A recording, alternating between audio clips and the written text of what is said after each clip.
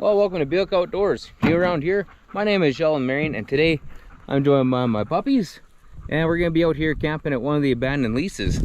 We got the tent here, we got the little cooking tripod, so we're going to set up the tent, build a fire, do some cooking, and yeah, hang out for the day. Well, first things first, we got to get our tent all set up. I got one of these nice little the sky dome. It's been a good tent so far. I've slept in it a few nights here now, and so far it's been really nice. I had an outbound tent for a replacement of my last sky dome, and that thing just, it didn't stand up. Yeah, not too many good things to say about that one. For a regular everyday person, you could get it done with it, but for me, not so much.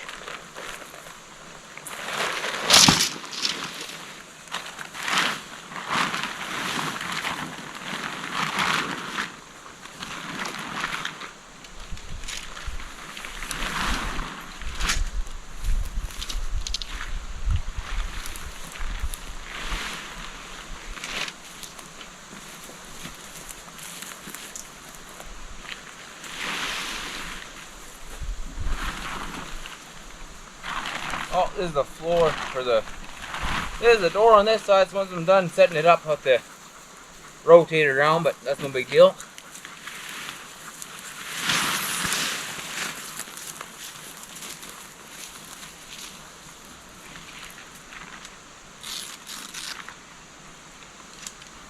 This one here comes with these pre-attached poles, so it's kind of nice but a pain at the same time, but oh well. It does the job though, that's for sure.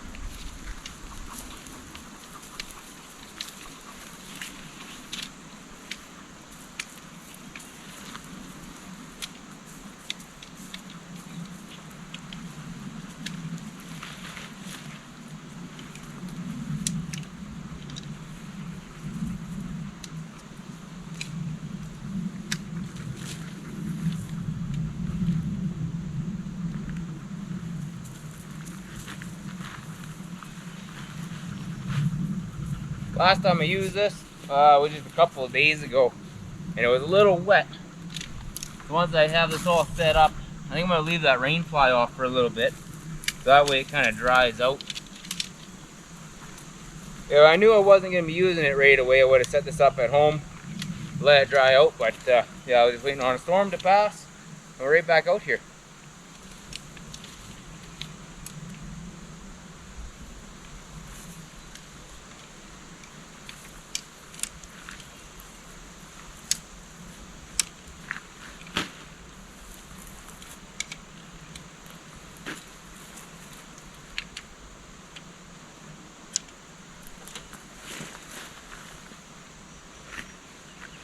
And once you have that in the little slot, we'll stand it up and start clipping again. On the box there, it says about a 5-minute setup, and other than the first time, it is about 5 minutes. It doesn't take long at all to get this thing up.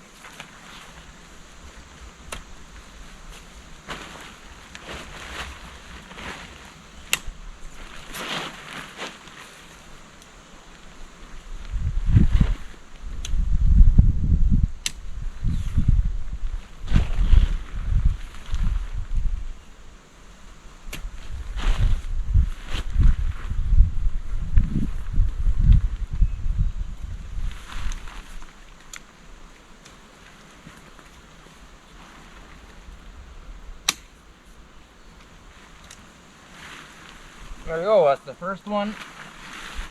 Grab my second one.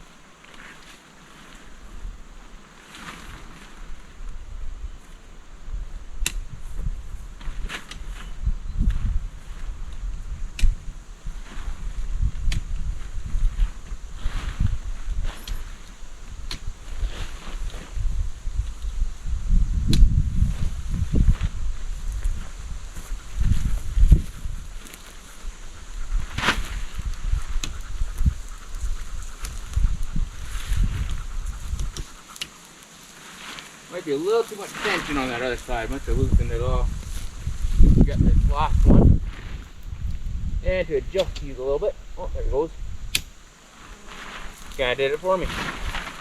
Alright, let's go spin this thing around so the door is facing that way, and we'll be good to go for a bit.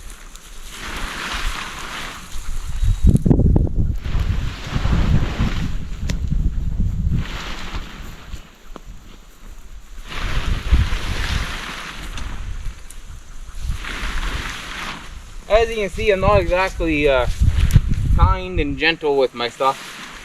So things with me, it has to be fairly tough, and so far this Coleman, it's perfect. Haven't ripped it, haven't tore it yet. I say yet because I'm sure my day is coming. But yeah, it works really good, and I have no complaints about it at all.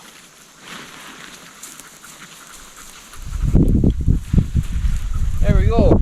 And seeing how today I'm in fairly soft ground, I'm actually going to try to stake it down. All the other places I've been at lately, it's been just like gravel and rocks and boulders, so haven't really been able to stake it down, but today it looks like I should be able to here today.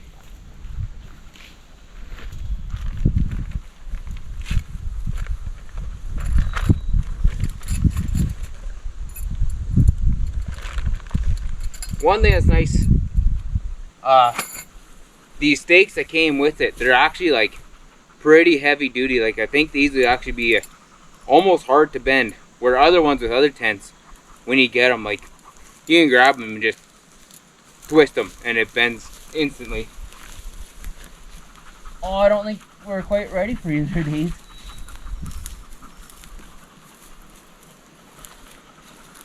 Not quite, baby girl.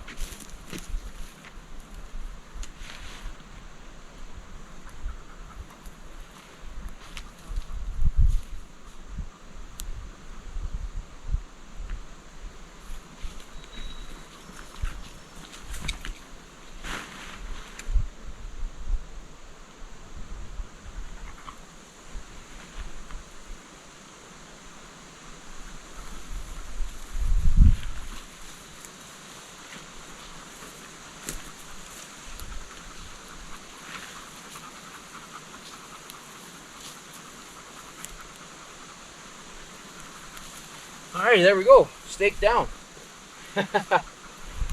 Now with this rain fly, it is color coordinated.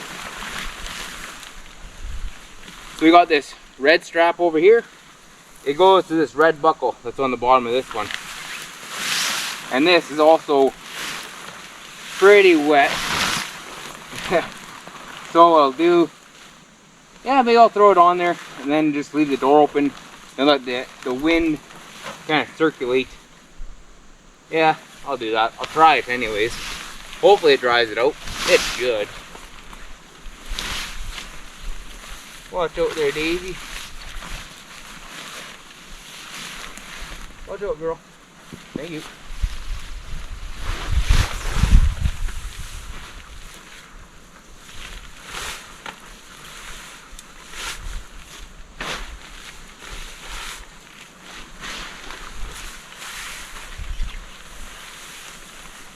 There, sometimes the wind is an issue, other times the wind helps. The wind helped that time.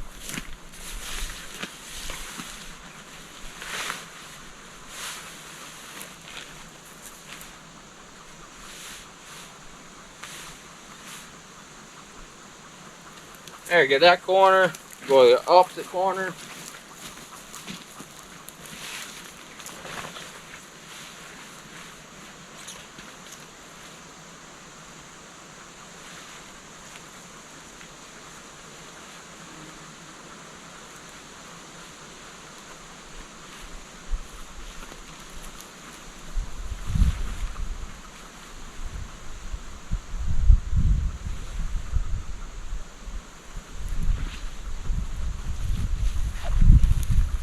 Almost done. You got one more.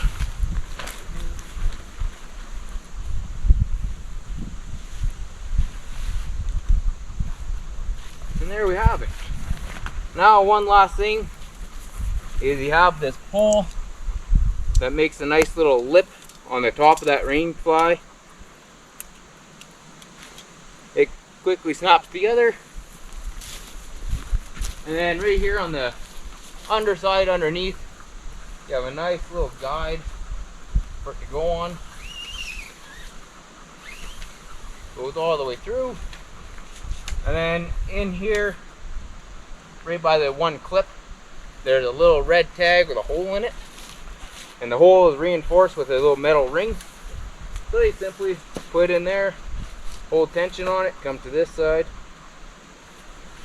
put tension on that side, and there you have it. She's all set up. I don't know if that was 5 minutes, but it's pretty quick regardless. There you go, tent set up. So now that we got the tent all set up and the sun's starting to go down here now, and it's getting to be a little bit cooler here now. We were just sweating like crazy earlier. I think it's time that we get a fire going. Today I kind of cheated a little bit and I brought a little bit of wood just from home. So I grabbed my axe and throw the wood out over there, and then yeah, we'll build a fire up and we'll start cooking. So all this wood here, this all came from Buick. When I moved, like, what was that, 2 years ago now? I had all sorts of firewood at the old place still because I heated the house with wood. So I loaded up about a truckload of firewood and I brought it with me, and I still haven't burned through all of it. For the most part, when I have fires, I'm out here in the woods, so I just go out and cut down a tree, or I find stuff like this laying down already and I just use that. But today I figured I should maybe use up some of this old stuff, and then eventually I'll start having fires at the house here too. The last couple of years there have been so many fire bans on and stuff like that. It's just haven't really bothered having a fire at the house. But now that we've been getting some actual rain, we might be able to have some fires here soon.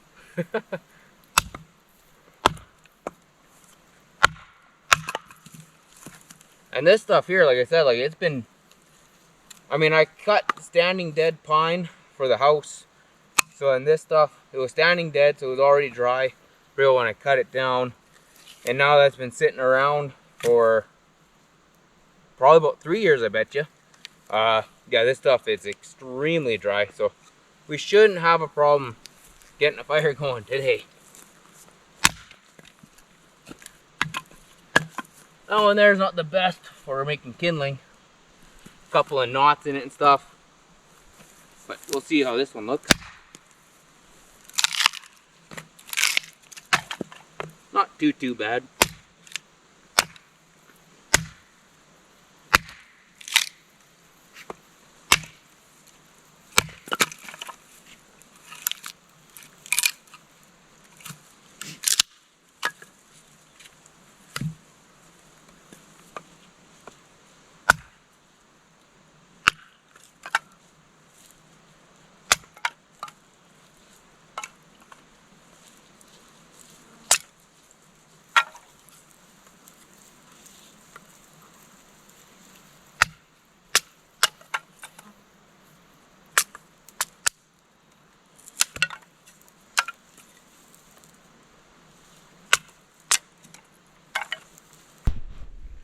Well, now we have some kindling cut up.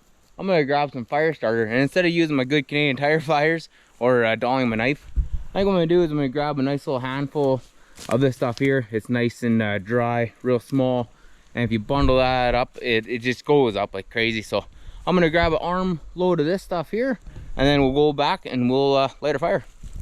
Well, it's not much of an arm load, more of a handful, but it'll be more than enough for us to get a fire going.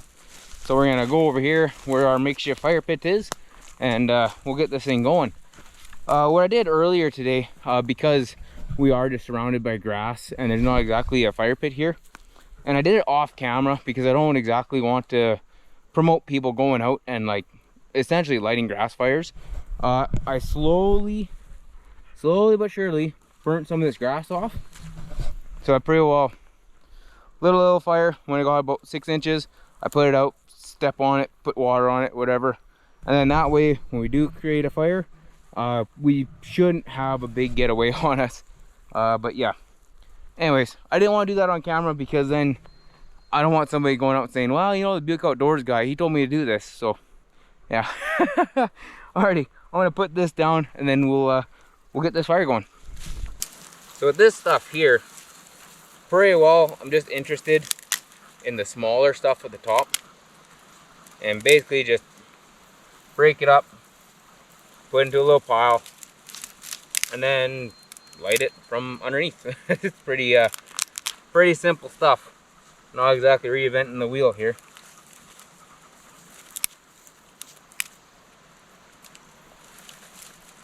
And then this stuff too, there's a lot of trees in there too that have a bunch of old man's beard growing.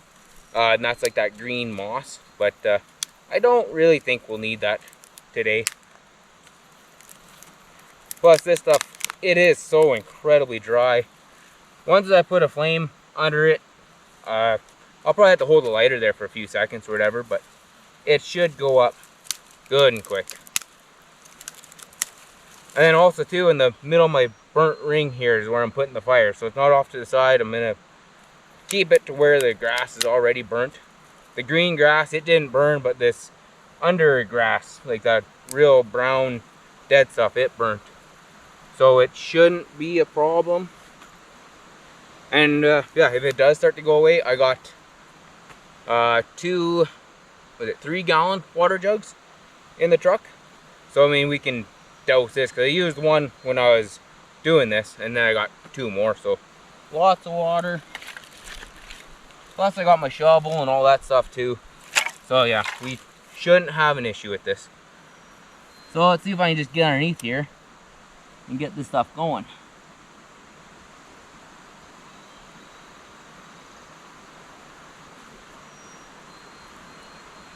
Like I said, I'll probably have to hold the lighter under here for a little bit. As long as that wind doesn't really blow too bad, we should be able to get her going here in just a few seconds. There we are.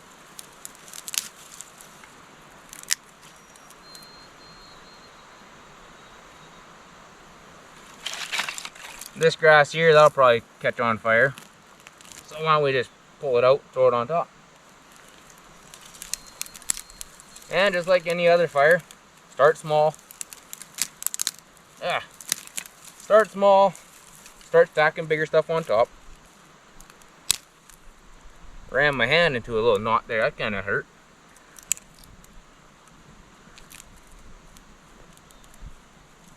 Some of these sticks are just too long. And now once we have this going, I'll put just a little bit more on here. We're gonna sit here and we're gonna watch it to make sure that it doesn't catch any grass on fire. Because this, you can kind of put that out easy. If there's if you have a big roaring fire going, it'll be almost next to impossible to get it out. So we'll just let it sit like this, let it burn. The wind's picking up a little bit, so yeah, we don't want to let this get out of hand, basically.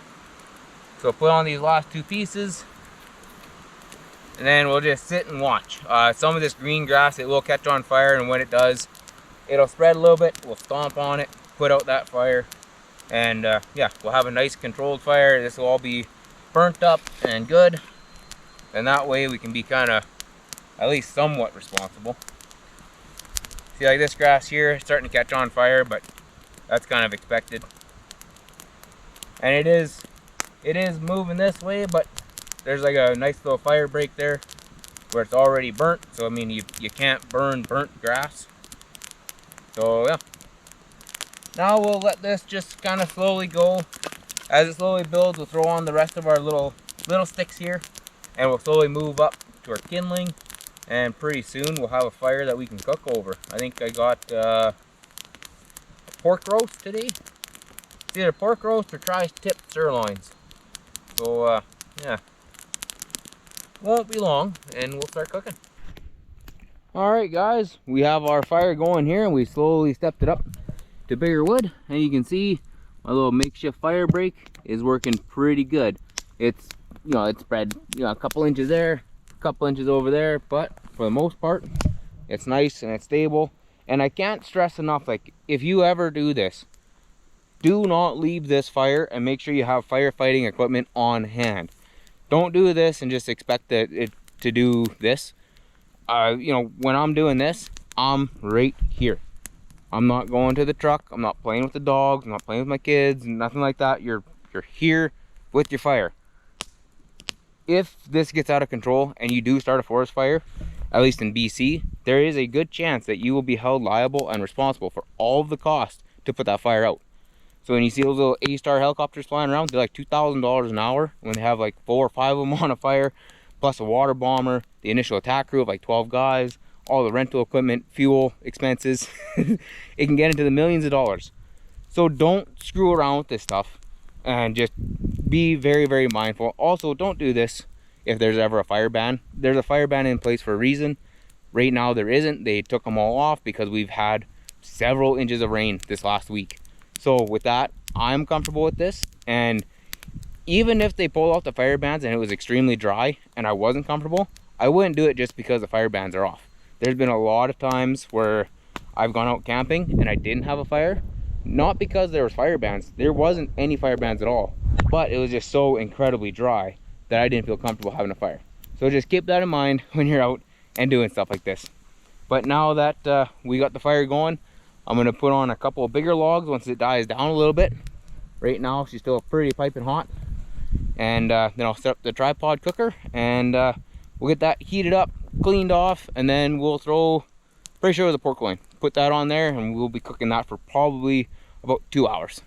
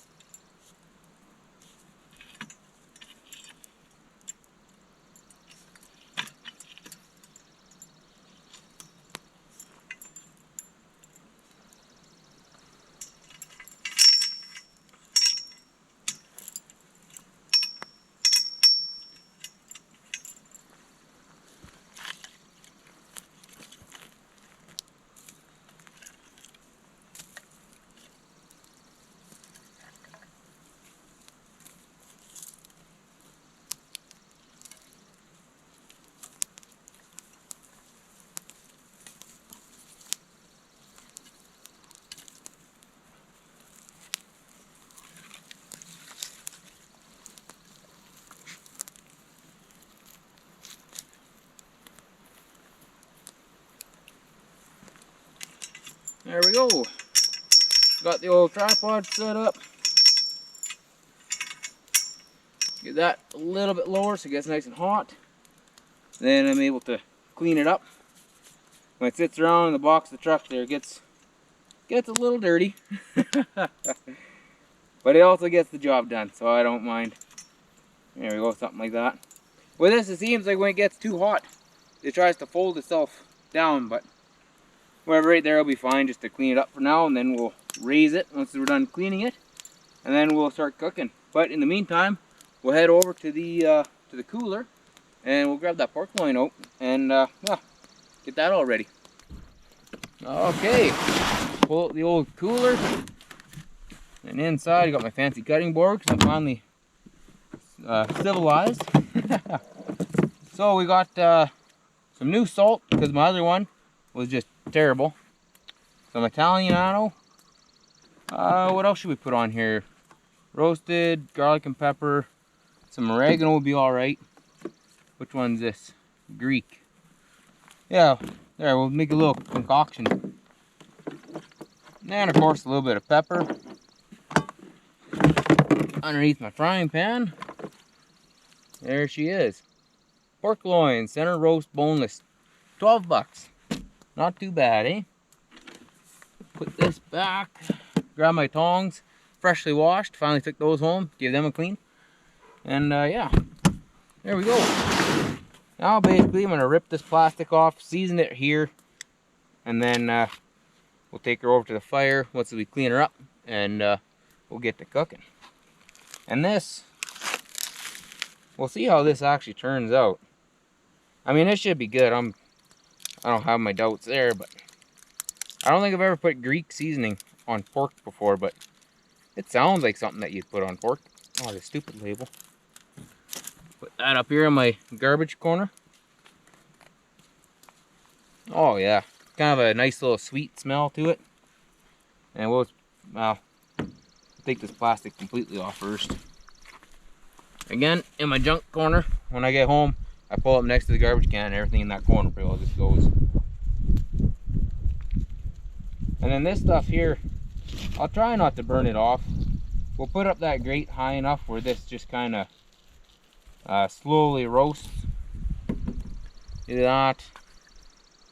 Oh, there's another new one. That was on there tight.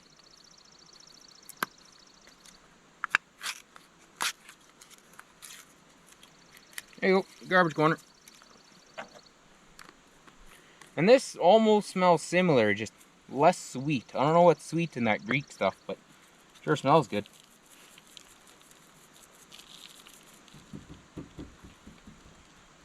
And this might look like a lot of seasoning, but it's kind of like when you do just a regular old beef roast or bear roast, moose, whatever.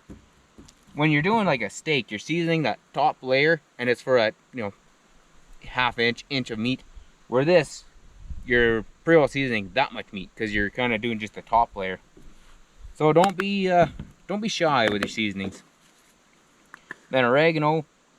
I'm pretty sure this is for sure gonna burn. Oregano, thyme, basil, all that stuff. Like, it's just green leaves basically. So there's a good chance that'll burn off. And then a little bit of salt. Oh man, not again. Oh no, we're good. I do salt way up high. It's only about half of what you actually sprinkle out goes on it. And pepper. Alrighty. Something like that. How does that look, fellas? Or ladies? Whoever? Alrighty, we're gonna go and clean up that grate. And then once the grate's clean, I'll come back, I'll grab this, we'll throw her on, start cooking. Okay, we got that grate cleaned off, so now it's time to grab this. Hopefully we don't drop it. And let's go put it on put it on the grill here. Here, I'll put her right dead center. Nice little sizzle. And when I put my hand over here, 1, 1,000, 2, 1,000, 3, 1,000, 4, 1,000, 5. Too cold. So I'm going to put this up first. Put out my little handy rack. And I'll probably add just 1 block of wood. I don't know if I should. Yeah, I'll spread these out. Put it in the middle.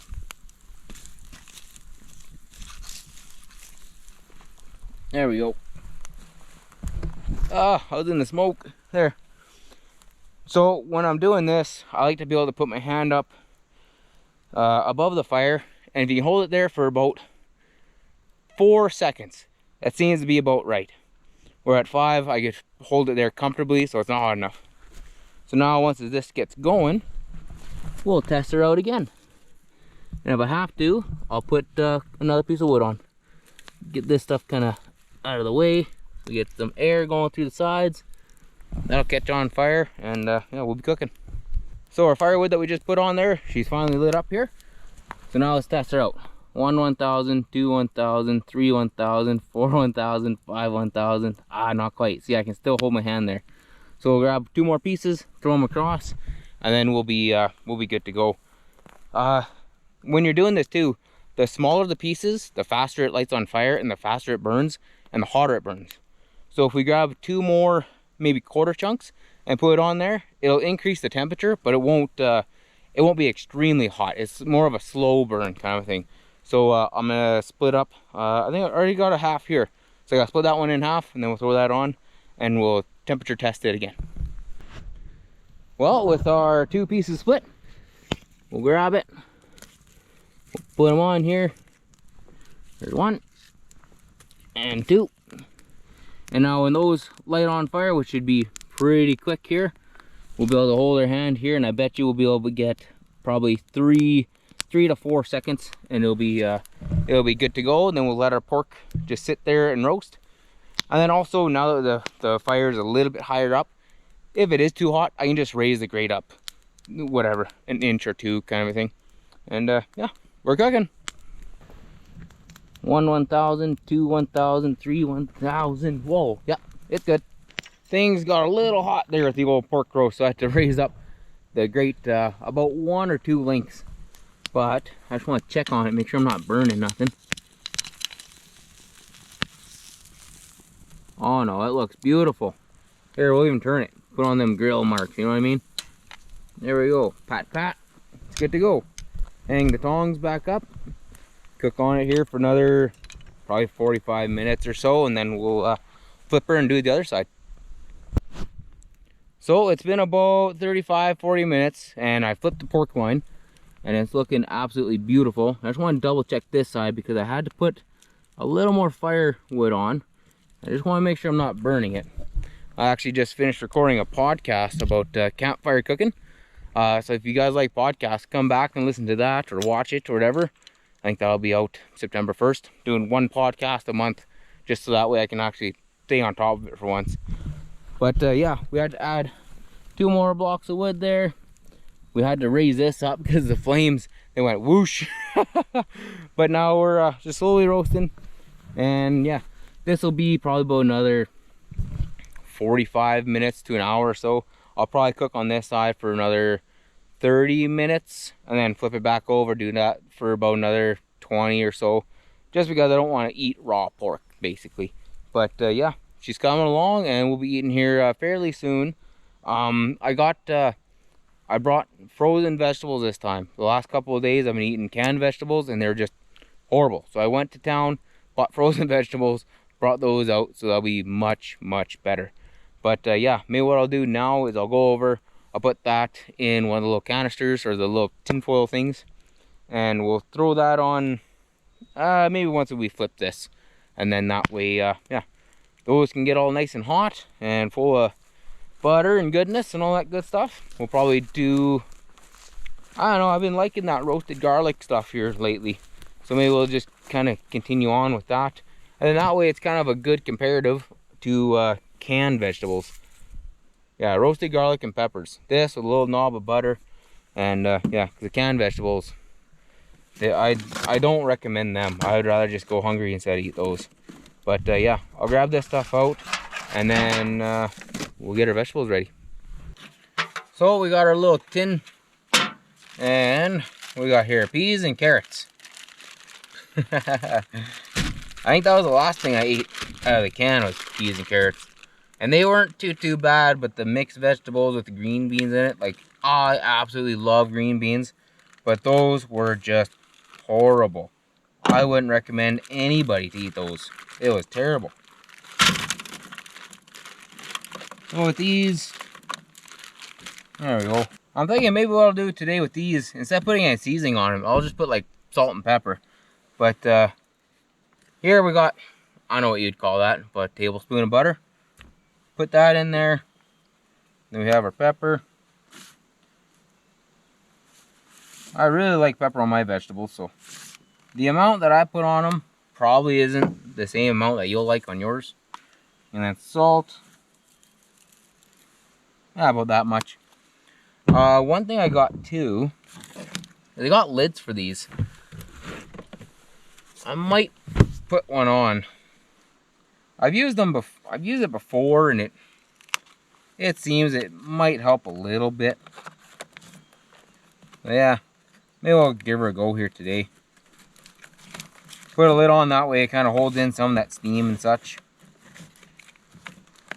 It shouldn't really need a vent, but I'll give her, I don't know, 3.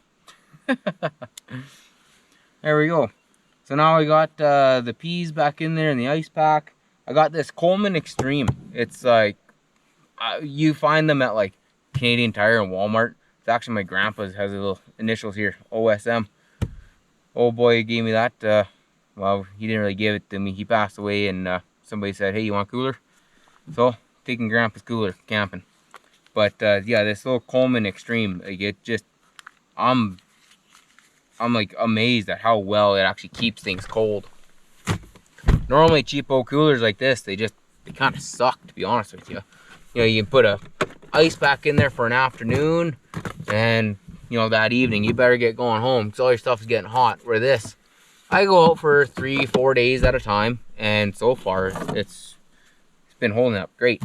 And then my cutting board, I'm actually going to use that today, I think. When I pull that pork loin off, I'll actually slice it up on this. I'm all sophisticated now, no longer using the dirty lid on my cooler. Alright, we'll head over here.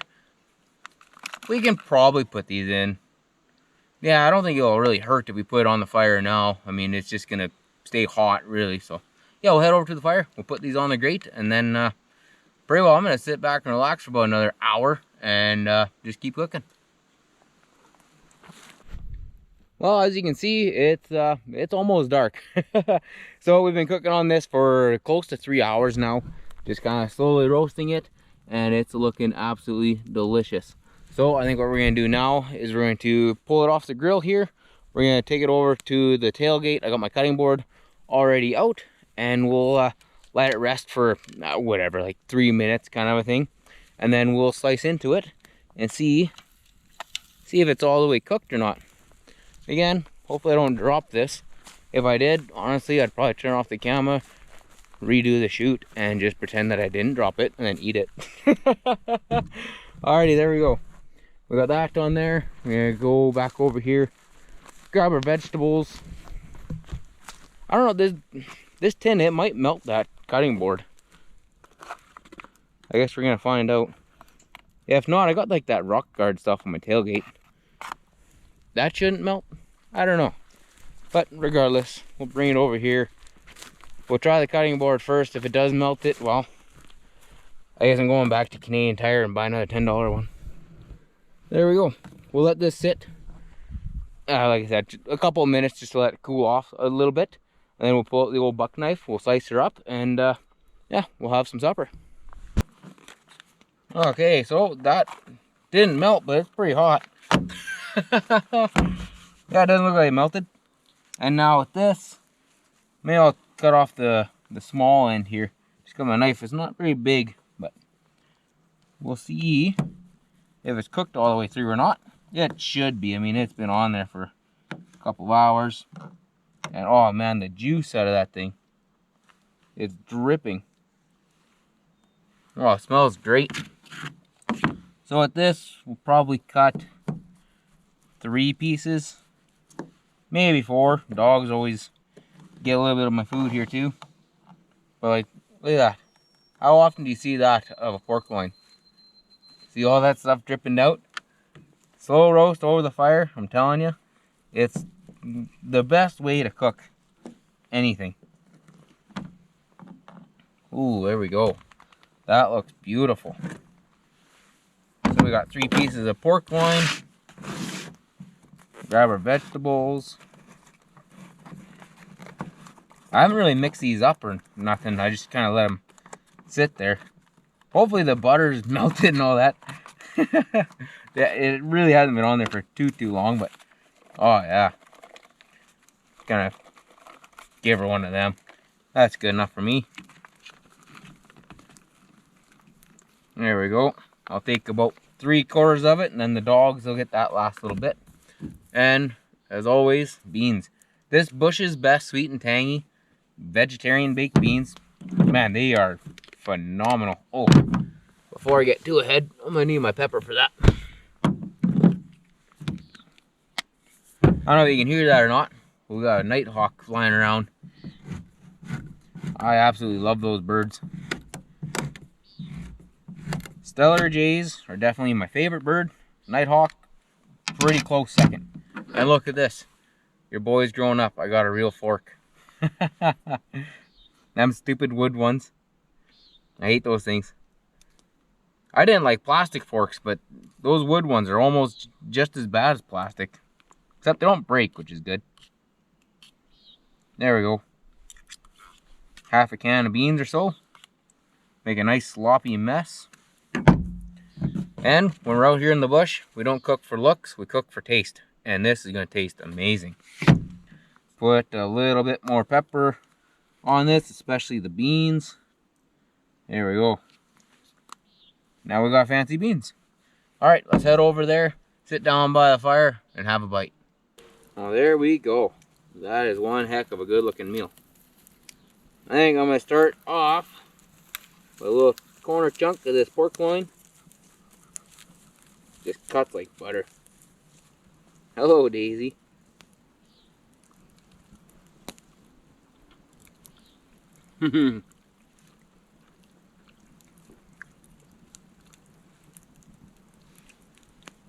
This pork loin is slowly turning into my favorite thing to cook over the fire.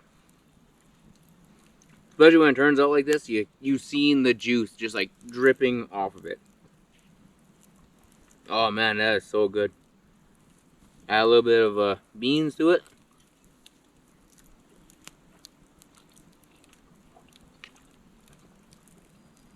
Pretty deadly combination. Now the peas and carrots not from a can. Perfect.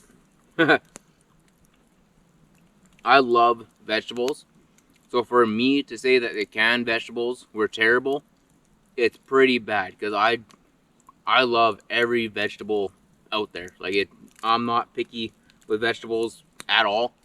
But those things in a can, like, man, it's rude to call them vegetables. Like it's an insult to actual vegetables. They were so bad. Oh man, I'm definitely not gonna go back to them.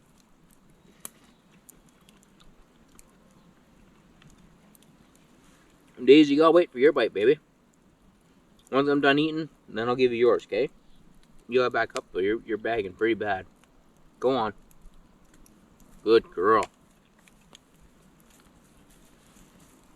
And as always, my beans, nice and cold from a can. Once in a while, I warm them up. Daisy, you didn't back up. You just went around. Go on, get out of here.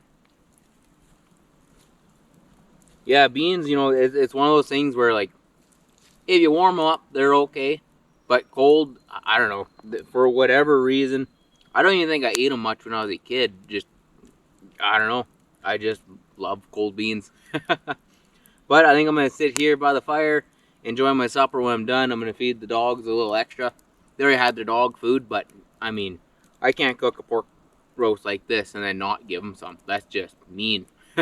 Have them sit around here for whatever it was, 3 hours while I cook it, and then have them not be able to take a bite. That's just rude. But anyways, guys, I'm going to eat my supper. I'll feed the dogs, and we'll see you here when I'm done. I almost need to stop showing you guys what I feed my dogs. Otherwise, I'm going to get some jealous hate mail. I think last video, it was a bunch of ribeye steak. And then today, I took the rest of that pork loin and cut it up into 3 equal parts. Other than this little piece here, that bit's for me. And now, we're going to feed the dogs. Here you go, Rocky. The boys already ate their food, so they're not getting any extras. Here, Daisy, you're over here, baby. Come here, Daisy. Daisy, she hasn't ate her food yet. So we'll give her that. She was having some stomach problems, so she wasn't eating her food, but she seems to like pork loin. Texas, buddy, you're here. Here you go, Tex. This one's for you. There you go. A little confused, bud. Alrighty, well, the dog's gonna eat their little treat there. I'm gonna eat my little bit. And then it's like, what is it, 10 o'clock? Yeah, 10 o'clock at night, so it's been a late day. But I'll grab my sleeping bag, get that all set up in the bed. And then I think we're gonna sit by the fire here for a little bit and just enjoy this evening and listen to the tree farts, aka nighthawks. Well, I don't know if I've ever actually showed you guys my little sleeping setup here. This is just like a Coleman. It's either -15 or a -20 sleeping bag. I want to say it's like another Canadian Tire find. But what I got on the inside is I bought a single 4-inch foamy, and basically I just rolled it up inside of my sleeping bag. So now everywhere I go, I always have a nice 4-inch foamy with me. And I'd unzip it and show you, but that foamy is like just covered in dog hair. Like, it is kind of gross how much dog hair is on there. And like, I've tried to wash it, but like that dog hair gets in within that foam, and like it's brutal. This foamy, I gotta replace it probably once every 2 years, kind of a thing. I got another one at home that's underneath my desk, and the dogs use it as a dog bed, but it has holes and stuff from Daisy, like making her bed and just like clawing and scratching at it. But yeah, this is her. And I use this thing in the summer, I use it in the winter. Oh, it's just comfortable. The sleeping bag itself, when they're new, they're nice and thick and really comfortable to lay on. But now this thing, I don't even know how old it is. I've had it since just after graduation. And I graduated in 2010. So I bet you I've had it for probably around 12 years or so. And like, I've slept out in the bush with it. No, I had it before graduation, because I took it on a sheep hunting trip when I was 15 or 16. And I'm 32 now, so whatever that math is, over 15 years. Man, if this sleeping bag could talk. It's been on the top of a mountain, it's been in the bottom of the swamps. It's been along the west coast of BC. Man, I don't know how many nights I've spent in this thing. And I've slept in it when it was like plus 20. I've slept in it when it was minus 40. And, man, this thing has been places. Even when I went and spent like a month on the trap line, that was quite a few years ago now. I spent, it wasn't quite a month. It was about 3 weeks on the trap line, my old wall tent. And, yeah, with the fire just rip-roaring and this thing on my cot, I actually managed to survive. And that trip, that was brutal, because it turned minus 40, and it was so cold that the trees were snapping around me. And, like, that was pretty well 2.5 weeks, or, yeah, 2.5, 3 weeks of just miserable hell. Like, it was just cold hell. In the morning, I'd stoke up the fire, make a coffee, drink my coffee, go outside, go to the bathroom, grab the chainsaw, which I'd have inside the tent, staying warm, go out, cut like a sleigh of firewood, bring it back to the tent, split it all up, stack it, and then pretty well just read books and wait for the weather to change. And it never did. I ended up having to go on a pipeline job, and yeah, I went from minus 40 in the wall tent to minus 40 on the pipeline, because where we went by Fox Creek, temperature dropped right down to minus 40, and it actually shut us down for a couple of days. But yeah, man, some days you have nice little surprises like that, where you don't really realize how long you've had something, or the things you've done with it, or whatever, until you kind of sit back and really think about it. Right, Rocky? That's like you, my boy. You have seen some things, hey? You've been on the boat on the west coast. You've caught king crab with me. We've shot bears. You see deer in the yard all the time. A bunch of kittens at the house. Oh, yes, my boy. One of the best. Alright, guys. I'm going to hug on my dogs for a minute. Then we're going to go out and sit by the fire. I got a couple of blocks of wood there yet to burn here tonight. And, yeah, I'm going to have my little Coke Zero, sit by the fire, hang out with my dogs. And then within, I don't know, probably bet you about 2 hours, around midnight, we'll come back in here and go to bed. Well, you guys, we're slowly winding down here. The dogs, they're all tuckered out. Can't exactly see them, but sitting by the fire, and it's slowly dying down. About another 20 minutes or so, and it'll be pretty well out. But I just want to thank you guys for coming along today and watching this video. Hopefully you guys go out and do your own thing, you know, get outside and cook up your own little pork loin on the fire. You can see it turned out just absolutely amazing. But yeah, sitting back, relaxing. The wind kind of changed on me, so it's kind of starting to cool off here now. But luckily for me, I got 3 giant dogs and a minus 20 sleeping bag to keep me warm tonight. So there shouldn't be a problem whatsoever. The other night there we went to bed and we woke up in the morning. We woke up to a bunch of, well, almost frost. It was like 1 or 2 degrees from frost. But yeah, just want to thank you guys for coming along today. Make sure you like, comment, subscribe, and yeah, we'll catch you on the next one.